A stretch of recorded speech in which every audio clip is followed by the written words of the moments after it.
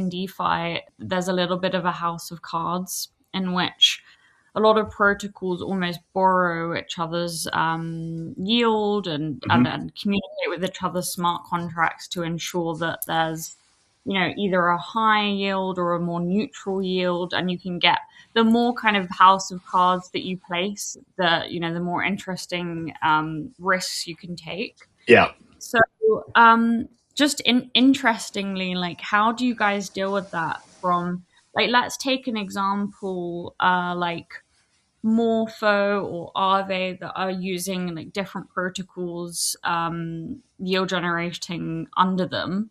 How do you manage that in the risk profile, just Yeah. high level?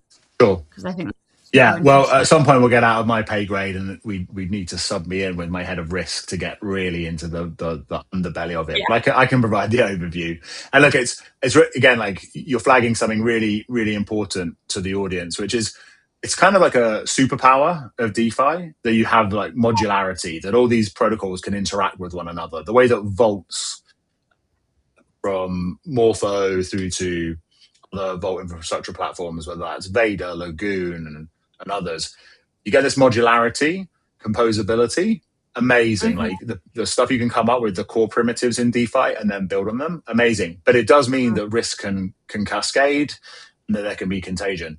So when my risk team, we've, the cool thing, the challenge here is, versus traditional insurance that has hundreds of years of data, this is an industry still, the DAO hack keep going back to, it's only 10 years old. How do you do this? So we've built lots of proprietary, we take as much data as we can. We've built a lot of proprietary tooling, have some very sharp minds in the team. And we model everything down to, unpack the risk stack here on that modular nature and get down to everything. So like, if you go to the Nexus Mutual front end, you can even see live prices from us, that are being supplied from our decentralized underwriters. And you can look up the Morpho price on our Morpho blue chip list, which covers the majority of all the vaults and markets on there. It's kind of like an aggregate risk price, because it's covering, like, the annex is several pages worth of different markets listed on Morpho, because Morpho's open and permissionless too.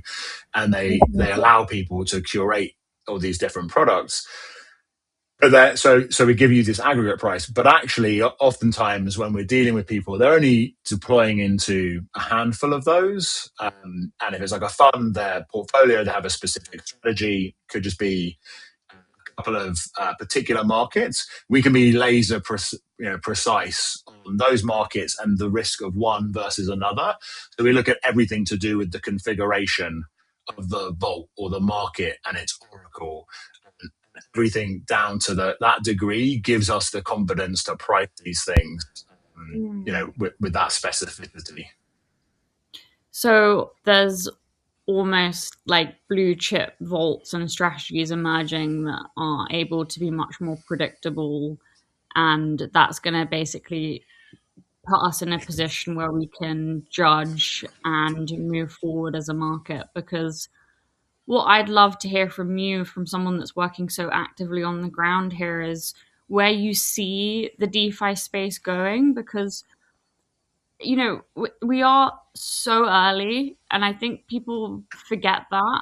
I say this very often, where it's like it takes a very long time for new financial infrastructure and ecosystems to take off, like, hundreds of years. So the fact that we've only been dealing with decentralized finance for 10 years at minimum, at maximum, sorry, what can we expect in the much larger future range? Not even necessarily just in the next few years, but can you see smart contracts being integrated into some of the biggest financial institutions? They already are, but like, how do you see it from even like a retail perspective and also institutional perspective of how they're going to be adopted?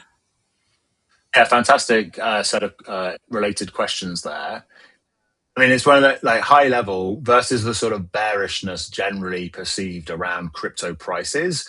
Anyone involved in institutional projects, institutional adoption is pretty balled up. The whole the Wall Street crowd coming on. At the same time, like I like to, like I'm taking a sort of center, to stage participation in that with what we're doing. At the same time, like part of the reason we came in, myself and my colleagues came into this space was around the open permissionless nature of DeFi. So we're allowing anyone still that's self-sovereign or wants to be able to participate here, but also building out a range of products, just make it so much easier for the general public that don't want to deal with all the complexity.